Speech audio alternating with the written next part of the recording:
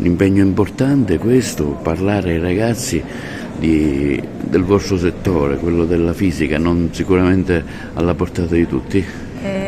Sì, ha ragione, sono particolarmente lieta di essere qui, vedo tutti questi ragazzi che sono praticamente il nostro futuro e sono contenta di, come dire, in qualche maniera contribuire alla diffusione della cultura scientifica. Questa è la settimana della cultura scientifica e bisogna approfittarne, anche perché discipline come la fisica, ma anche tutte le discipline STEM,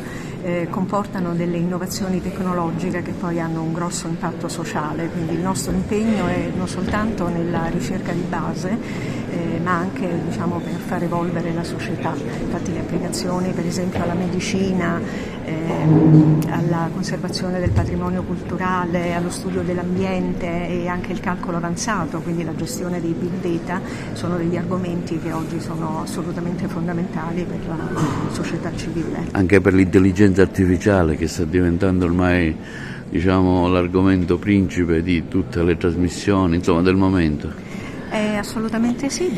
noi nel campo della fisica delle particelle abbiamo usato l'intelligenza artificiale per fare la ricostruzione, già da molto tempo, per fare la ricostruzione di eventi complessi nei nostri apparati sperimentali,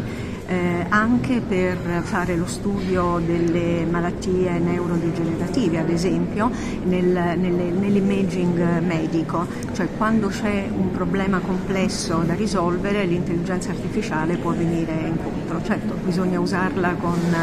la robotica anche. Anche la robotica, certo, perché la robotica aiuta per esempio la pratica clinica, quindi la chirurgia, ma anche per esempio nell'utilizzo di alcuni strumenti che oggi non si possono usare in maniera molto flessibile. Se uno li robotizza riesce a ottenere dei risultati e delle misure molto interessanti e molto efficaci. L'approccio verso gli studenti di queste tematiche come sarà da parte sua? Allora, oggi io farò una presentazione nella quale non parlerò tanto della mia disciplina, farò una breve introduzione così per ricordare le scoperte fondamentali, però ho proprio scelto di parlare delle applicazioni della fisica delle particelle, delle tecnologie della fisica nucleare ad